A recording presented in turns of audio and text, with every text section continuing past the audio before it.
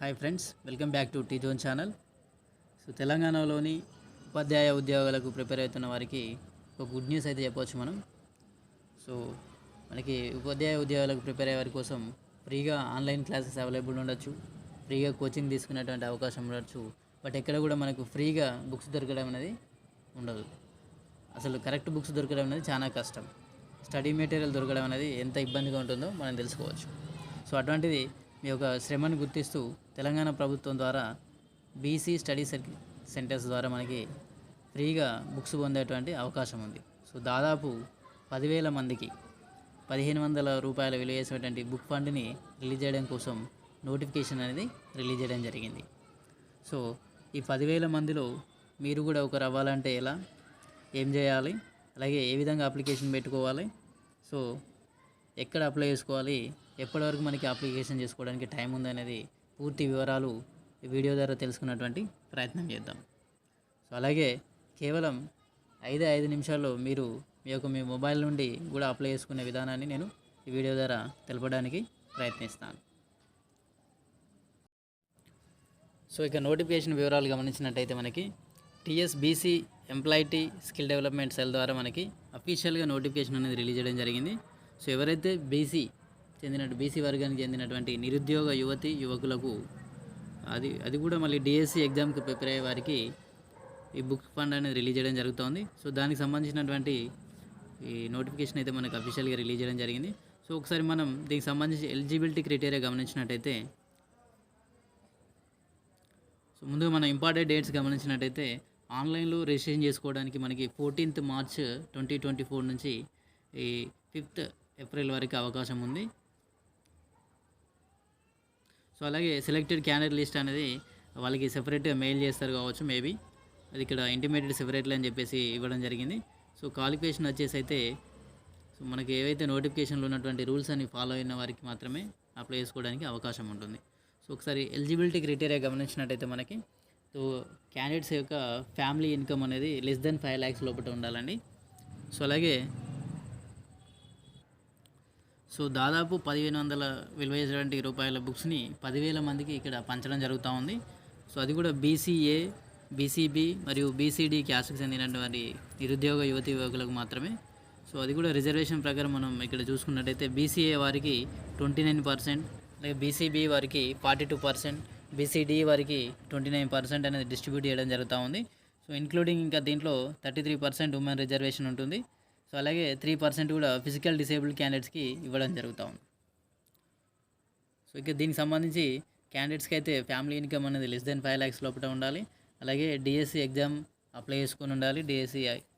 So దాంతోపాటు ఇక్కడ మన యొక్క ప్రైమరీ స్టడీ డీటెయిల్స్ కావచ్చు, ఇక్కడ ఎస్ఎస్సి నుంచి ఇంటర్మీడియట్, అలాగే డిగ్రీ సర్టిఫికేట్, టెట్ ఎగ్జామ్కి సంబంధించినటువంటి డీటెయిల్స్ కావచ్చు, బీఈడీ సంబంధించినటువంటి డీటెయిల్స్ కావచ్చు, ఇవన్నీ మనం ఆన్లైన్లో అప్లోడ్ చేయాల్సి ఉంటుంది. ఆన్లైన్ అప్లికేషన్ ప్రాసెస్ చెప్పేటప్పుడు నేను పూర్తిగా వివరాలు తెలియజేస్తాను. సో ఈ 10,000 మందిలో కూడా మనకి 7,000 మంది ఎస్జిటి టీచర్స్కి, అలాగే 3,000 స్కూల్ అసిస్టెంట్కి బుక్ ఫండ్ అనేది రిలీజ్ చేయడం జరుగుతూ ఉంది. సో ఇక సెలెక్షన్ ప్రాసెస్ గమనించినట్టయితే మార్క్స్ ఆబ్టైన్ ఇన్ ద గ్రాడ్యుయేషన్, అంటే మీకు డిగ్రీలో వచ్చినటువంటి మార్క్స్ బేస్ చేసుకొని, అలాగే బీఈడీలో కావచ్చు టెట్ స్కోర్ ఆధారంగా ఈ ఫైనల్ సెలెక్షన్ అయితే జరుగుతూ ఉంది.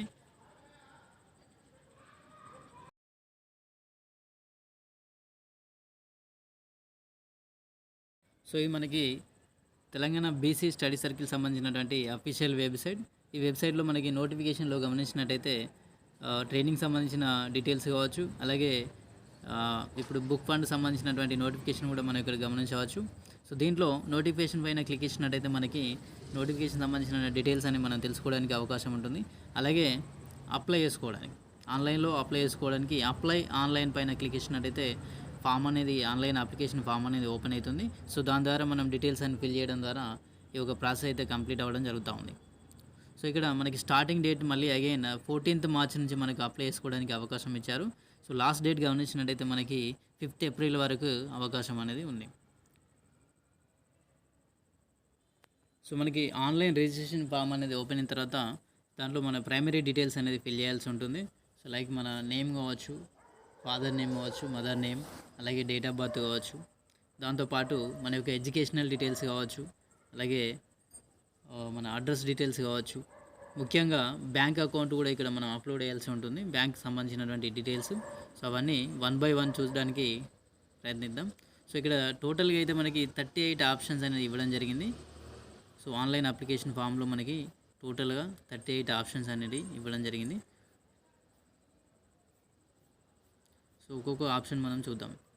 సో ఫస్ట్ మనకి ఇక్కడ ప్రైమరీ పర్సనల్ ఇన్ఫర్మేషన్ భాగంగా మన నేమ్ అయితే ఫిల్ చేయాల్సి ఉంటుంది. సో ఐస్ ఫర్ ఎస్ఎస్సి మేము మీ యొక్క నేమ్ని మీరు ఎంటర్ చేయండి ఇక్కడ. సో దాని తర్వాత జెండర్ డీటెయిల్స్ కావచ్చు, డేట్ ఆఫ్ బర్త్ కానీ ఎంటర్ చేయడం జరుగుతూ ఉంది. సో తర్వాత father name, mother name enter చేసిన తర్వాత ఆధార్ నెంబర్ అనేది ఎంటర్ చేయాలి. సో ఇక్కడ native district ice for Aadhaar అని ఇవ్వడం జరిగింది. సో ఏదైతే ఆధార్లో మనకి డిస్టిక్ అనేది ఉందో అడ్రస్ డీటెయిల్స్లో, సో అదే డిస్టిక్ని ఇక్కడ ఇవ్వడం ద్వారా మనకి బీసీ స్టడీ సర్కిల్ సెంటర్ అనేది ఆ డిస్టిక్లో మనకి చూపెట్టడం జరుగుతూ ఉంది. సో ఇక్కడ స్టడీ సర్కిల్ ద్వారా మనం ఇక్కడ డిస్ట్రిక్ట్ సెలెక్ట్ చేసుకున్నట్టయితే, సపోజ్ నేను ఇక్కడ హైదరాబాద్ తీసుకున్నట్టయితే హైదరాబాద్లో ఉన్నటువంటి స్టడీ సర్కిల్ సెంటర్స్ అనేవి మనకి చూపెట్టడం జరుగుతూ ఉంది, బీసీ స్టడీ సర్కిల్స్. సో ఇక వ్యాలిడ్ మొబైల్ నెంబర్ అనేది ఇవ్వండి, దాంతోపాటు ఈమెయిల్ ఐడి కూడా. సో ఎందుకంటే ఫ్యూచర్లో మళ్ళీ కమ్యూనికేట్ అవ్వడానికి అవకాశం ఉంటుంది కనుక డీటెయిల్స్ అనేది ఇంటిమేట్ లెటర్ అని చెప్పారు కదా మనకి నోటిఫికేషన్లో. సో ఆ విధంగా కరెక్ట్ డీటెయిల్స్, మొబైల్ నెంబర్ కావచ్చు, ఈమెయిల్ ఐడి కావచ్చు, కరెక్ట్ డీటెయిల్స్ అనేది ఇవ్వండి. సో అలాగే మీరు ఫిజికల్ ఛాలెంజ్డ్ అయితే ఎస్ అని పెట్టండి. ఇక్కడ ఫిజికల్ డిసేబిలిటీకి సంబంధించినటువంటి క్వశ్చన్ ఎస్ఆర్ నో ఆప్షన్ అనేది చూస్ చేసుకోవచ్చు. అలాగే దాని తర్వాత ఆర్ఫన్ డీటెయిల్స్ అడుగుతూ ఉంది, మీరు దానికి సంబంధించినట్టయితే ఎస్ అని సెలెక్ట్ చేయండి, లేదంటే నో అని క్లిక్ ఇవ్వండి. సో ఇక్కడ క్యాస్ట్ విత్ కేటగిరీ అంటే సబ్ క్యాస్ట్ కూడా మనం చూస్ చేసుకోవాల్సి ఉంటుంది. బీసీఏ, బీసీబీ అలాగే బీసీడీ వారికి మాత్రమే అప్లై చేసుకోవడానికి అవకాశం ఉంది. సో దానికి అనుగుణంగా సబ్ క్యాస్ట్ అనేది మనం ఇక్కడ ఎంటర్ చేయాల్సి ఉంటుంది.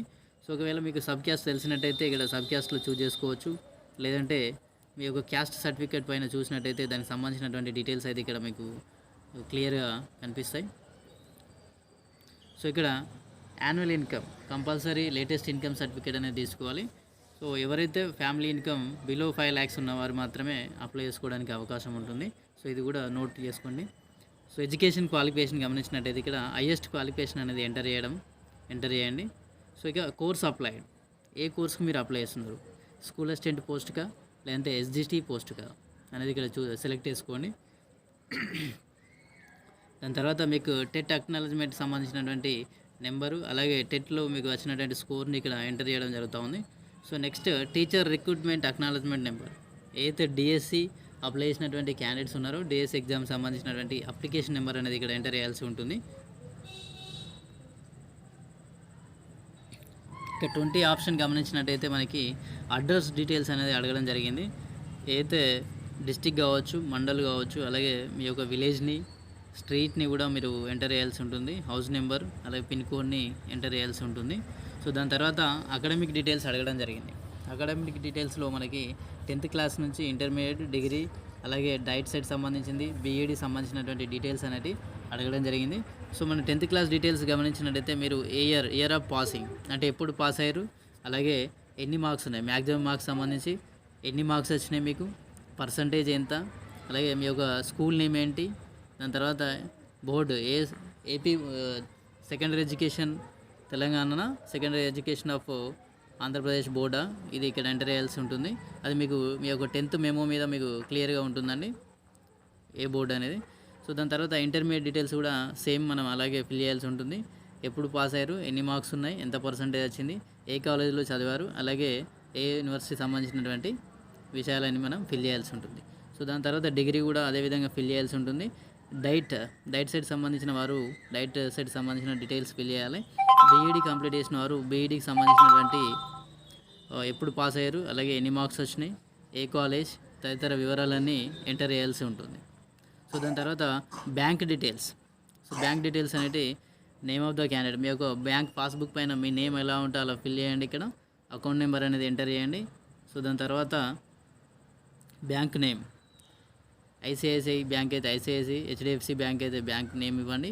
అలాగే బ్రాంచ్ నేమ్, సో ఎక్కడ ఉంటుంది, హెచ్డిఎఫ్సి వరంగల్ అనుకోండి, హెచ్డిఎఫ్సి వరంగల్ అని ఇవ్వండి. లేదంటే ఎస్బీఐ కరీంనగర్ అయితే ఎస్బీఐ కరీంనగర్ అని ఇవ్వచ్చు. అలాగే దాంతోపాటు ఐఎఫ్సి కోడ్ కూడా మనం ఎంటర్ చేయాల్సి ఉంటుంది. So 23 option. So are you regular student in any course, or already working in any post. So మీరు రెగ్యులర్ స్టూడెంటా లేదంటే ఉద్యోగం సంబంధించినటువంటి క్వశ్చన్ అనేది మీరు ఎంప్లాయ్ అని చెప్పేసి అడగడం జరిగింది. ఇక్కడ క్లియర్గా నో అని పెట్టండి. ఎస్ అని పెట్టినట్టయితే మీరు ఈ స్కీమ్కి అప్లై చేసుకోవడానికి అవకాశం ఉండదు. ఇక 24th ఆప్షన్ గమనించినట్టయితే whether already taken coaching for any competitive examinations any study circles అని చెప్పేసి ఇవ్వడం జరిగింది. సో మీరు ఇంతకుముందు ఏమైనా కోచింగ్ తీసుకున్నారా బీసీ స్టడీ సర్కిల్ సెంటర్స్లో? మెటీరియల్ పొందడానికి ఆన్లైన్లో అప్లై చేసుకునేటువంటి ప్రాసెస్ సంబంధించిన వివరాలు. సో ఈ వీడియో మీకు నచ్చినట్టయితే మరింతమంది మీ ఫ్రెండ్స్కి షేర్ చేయండి. అలాగే మన ఛానల్ని సబ్స్క్రైబ్ చేసుకోండి. Thank you for watching this video.